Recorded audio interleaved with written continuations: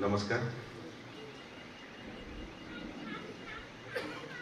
ज्या महाविद्यालयामध्ये शिकलो आणि पुढे काही वर्ष शिकवलं तात्यांच्या आशीर्वादाने, तिथे आज बोलण्याची संधी मला मिळते आहे. खरं तर दिगंबर हा माझा विद्यार्थी मित्र आणि विद्यार्थी मित्र होणं ही फार भाग्याची गोष्ट. ज्याच्या काव्यसंग्रहाच्या प्रकाशनाला भारतीय साहित्यातलं मोठं नाव, मराठी कादंबरीतलं ज्येष्ठ कादंबरीकार रंगनाथ पठारे सर यांच्या हस्ते दिगंबरच्या काव्यसंग्रहाचं प्रकाशन झालं.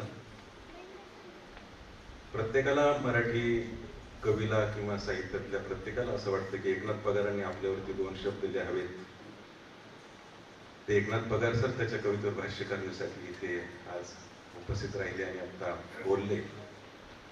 खरं तर पूर्वी असं असायचं की एकनाथ पगार सर बोलून गेल्यानंतर 4-5 दिवसानंतर तिथे खाज यायची किंवा टोचायचं. आज ते खूप स्पष्ट बोलले म्हणून आपल्याला ताबडतोब कळलं. एवढं अगदी टोकाचं म्हणता येईल त्यांना. एक त्याच्या हातून जे तयार झालेले जे कलावंत आहे ते भारतीय पातळीवरती गाजतच आहे, परंतु अतिशय सशक्त असं नाव लोकपरंपरेतले लोकसाहित्यातलं ते डॉक्टर गणेश चंदन शिवे.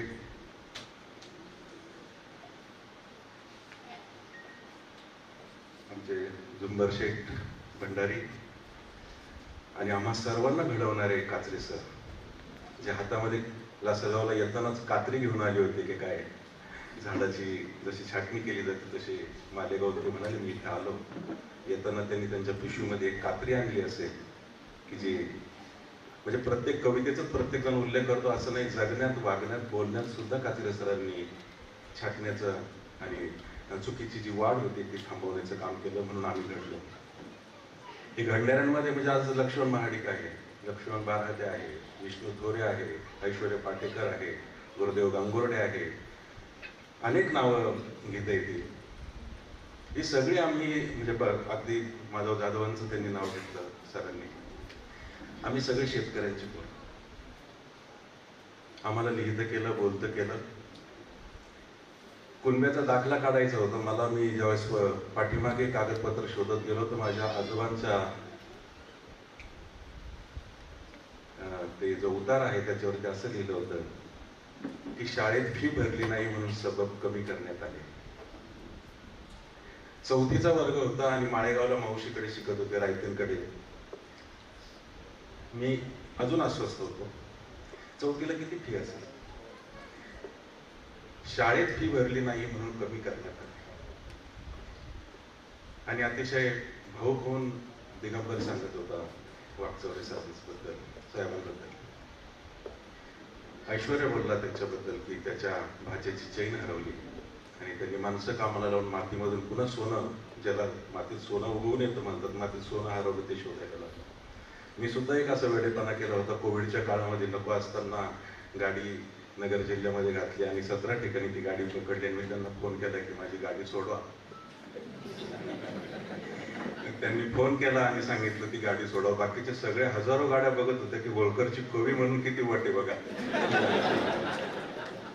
मला तर असं वाटतं की इथे बसलेल्या सगळ्यांच्या गाड्या सोडू नये, हरवलेल्या चैन सापडू नये किंवा शोधायला त्यांनी माणसं पाठवू नये, पण प्रत्येकाचे शब्द हरवावेत, प्रत्येकाच्या कवितेच्या वह्या हरवाव्यात आणि त्यांनी साहेबांना फोन करावा की आमचे शब्द हरवले, आमच्या कविता. आणि मग त्याच्यातून कुठेतरी काहीतरी सापडेल. सगळे जुने पुराणामध्ये अगदी भूतकाळामध्ये सगळे गेले. माझ्याही कविता काचरे सरांबद्दल वारंवार बोललेलो आहे, ती जास्त बोलत नाही, पण त्यांनी कविता छापल्या, त्यांनी लिहिलं, लिहितं केलं म्हणून मी लिहिलं. परंतु सुमित आमचा बसलेला आहे आणि सुमतीताईंबद्दल बोललं गेलं. 85-86चं ते वर्ष होतं, पहिलाच अंक होता शब्दालयचा. आणि असं कुठला पोरगा आहे लासलगावचं, काय नाव होतं, काय गाव होतं, पण तो 2 पानं मला दिलेली होती शब्दालयची. 2 पानं. कवितेला जागा दिली जाते, एका पानावरती 4 कविता, 2 कविता, परंतु 2 पानं सुमतीताईंनी त्यावेळेला शब्दालयाची माझ्यासाठी दिली होती.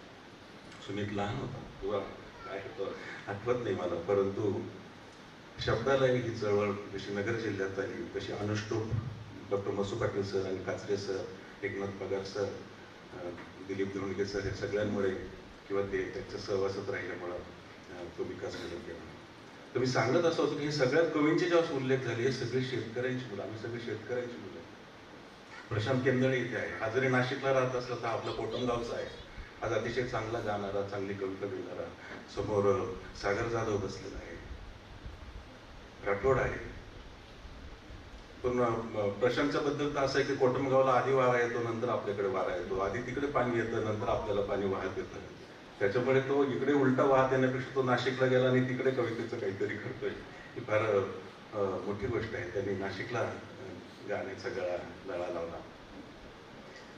ही सगळी लिहिणारी म्हणून मी जास्त बोलणार नव्हतो. आणि एकनाथ पगार सरांनी अतिशय सुंदर भाष्य केलं की विद्या घेऊन वाया गेलो, ही ती कविता आहे गुरुदेवची, याची दिगंबरची.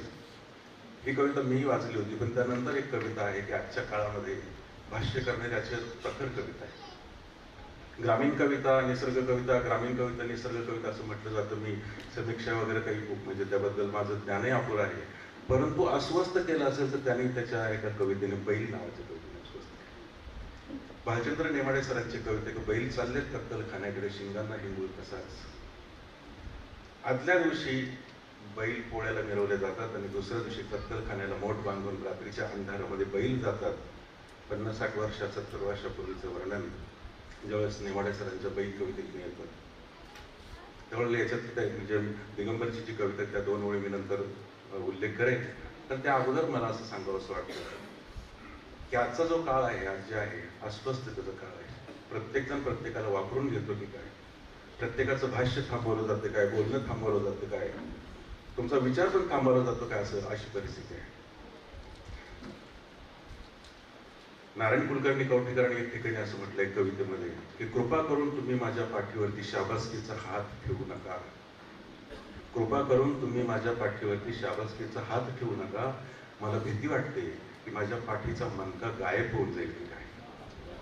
आणि पार्वती देवी त्यांना विनंती करते की तुमचा राग माणसांवरती आहे, चिटीपाखरांनी, गाईगुरांनी, पक्ष्यांनी काय केलं, असं करू नका, असं निर्णय घेऊ नका. शंकर शंकर आहे, एकदा ठरलं ते ठरलं. शिवाय कोपिष्ट देव, देवांमधला, ते आपल्या झोळीमध्ये तो शंकर ठेवतात आणि शंकर फुंकत नाही. 1 वर्ष जातं, 2 वर्ष जातात, 3 वर्ष जातात, पाऊस पडत नाही. जोपर्यंत नदी नाले पाऊस होता तोपर्यंत पाणी होतं, तोपर्यंत मिळतं. नदी नाले आटतात, विहिरी आटतात, अन्नधान्य संपतं, माणसं भुकेने तडफडायला लागतात. पार्वती देवी विनवणी करते की असं करू नका, जेवढी अद्दल दिली तेवढी पुरे झाली. तो शंकर फुंका, शंकर भगवान नाही म्हणतात. गुरवास्त्र तडफडून मारायला लागतात. 12 वर्ष दुष्काळ पडतो, कुठे पाण्याचा थेंब नाही. लोक सगळीकडे हाहाकार होतो. आणि शंकर भगवान आपल्या विमानातनं चाललेले आहेत आणि रखरखत्या दिवसामध्ये, या महिन्यांमध्ये, एप्रिल मेच्या महिन्यामध्ये त्यांचं लक्ष जातं तर एक उघडाबंब शेतकरी आपल्या शेतामध्ये नांगर घेऊन आपली शेत नांगरताना दिसतो. प्रचंड कोप होतो, प्रचंड चिडतात शंकर भगवान आणि त्याचे प्रकट होतात आणि त्या शेतकऱ्याला विचारतात की 12 वर्ष झालं या धरित्रीवरती पाण्याचा थेंब काढला, तू वेडा आहेस का? तुझ्या घामाच्या थेंबावरती ही माती ओली होईल? तुला असं वाटतं का तुझ्या घामाच्या थेंबावरती ही जमीन ओली होईल आणि याच्यातनं पीक उगवून येईल? तो शेतकरी मात्र काही उत्तर देत नाही. तो म्हणतो मला यातलं काहीच माहिती नाही, पण माझ्या वडिलांनी हे गोरे जे होते, लहान लहान गोरे, ते माझ्या हातात दिले, माझ्या ताब्यात दिले, त्याची बैलं झाली आणि ती आता एक शेत नांगरण्याची कला कशी त्याची माझ्या वडिलांनी मला शिकवली. हा नांगराचा फाळ जो आहे, नांगराला लावलेला, हा कसा शेतामध्ये धरायचा हे माझ्या वडिलांनी मला शिकवलेलं की नांगर कसं धरायचं. नांगर ही छोटी गोष्ट, हा नांगराचा फाळ कसा धरायचा हे माझ्या वडिलांनी मला शिकवलं. या बैलांना माझ्या वडिलांनी नांगर कसा ओढायचा, हा फाळ नांगराचा कसा ओढायचा हे शिकवलं. पाऊस पडेल न पडेल मला काय माहिती, पण ही कला जर मी विसरून गेलो तर, हा नांगर धरायची कला विसरून गेलो आणि बैल नांगरायचे विसरून गेले तर शंकर भगवान विचार करतात की दुष्काळ पडून हा शेतकरी भर उन्हामध्ये आपलं शेत नांगरतोय, सुजनाची वाट बघतोय, सृष्टी धरित्री हिरवी होईल वाट बघतोय. मी 12 वर्ष झाले माझा शंखच फुंकला नाही. आणि मी जर शंख फुंकला आणि वाजलाच नाही तर शंकर भगवान झोळीतनं आपल्या पिशवीतनं शंख काढतात आणि फुंकायला लागतात आणि आवाज देत शंखनाद होतो आणि गडगडाट होतो आणि मुसळधार पावसाला सुरुवात होते. लेखकाने असं तिथं म्हटलेलं आहे, ह्या अफाट जलधारांचं स्वागत करण्यासाठी त्या शेतकऱ्याच्या अंगावरचे घामाचे ते आधीच स्वागताला तयार होते. आज आपण सगळे जे आलेलं एवढे वाकीकर इथे समोर बसलेले आपण आपल्या प्रत्येकाच्या घामाचं चीज आणि घामाचं श्रम घामाचं मूल्य व्यक्त करणारं कविता सगळं आज आमच्या दिगंबरने लिहिलेलं आहे. हा घाम साधा नाही, या घामात शेतकरी पिकून येईल, परंतु कवितेचं पीक पण येईल आणि त्याचं शाईचं निपचं टोक जे आहे ते नेहमी ओलं राहील अशा शुभेच्छा सगळ्यांच्या वतीने देतो. तर याच्यामध्ये एक ओळ जी आहे ती कविता खास करून तुम्हाला कविता संघ घेतल्यानंतर कळेल की ही कविता शेतीची नाही, दुष्काळाची पण मला वाटत नाही. हे अतिशय फार पुढचं भाषे त्याला माहिती आहे की नाही माहिती आहे त्याने कशी लिहिली. त्याच्यामध्ये एक शब्द आहे आणि कात्रे सरांनी एकनाथ पगार सरांनी शिकवलं आहे की कविता वाचताना अशी वाचली ठेवून दिली असं होत नाही.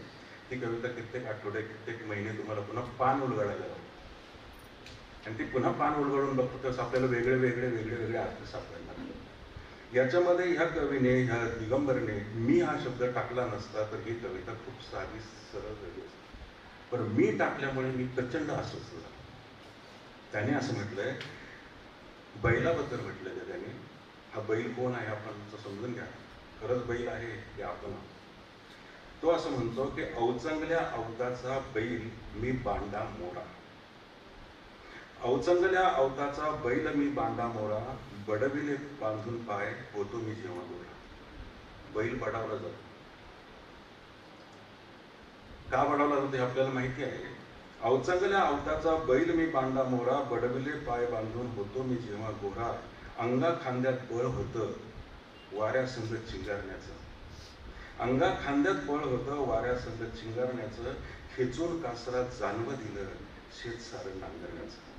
नको त्या काळात तुम्हाला काहीतरी करायला. आणि शेवटी मात्र फार सुंदर त्यांनी केलेली समारोप आहे त्या कवितेचा की चिंगारलो चहूकडे, बैल गोरे जसे उंडारतात पाऊस पडताना किंवा शेतामध्ये, परंतु मी सुद्धा तेच झालं की चिंगारलो चहूकडे, आकळलो येसनीने, डंगराच्या गव्हाणीला बसलो मी मुकाट्याने. हे डंगर कोण, हे डंगर कोण आहे बिनकामाचे झालेले. ह्या बिनकामाच्या झालेल्या डंगरांमध्ये आजचा युवक बांधून टाकण्याच्या काळामध्ये आज त्याने भाष्य केले.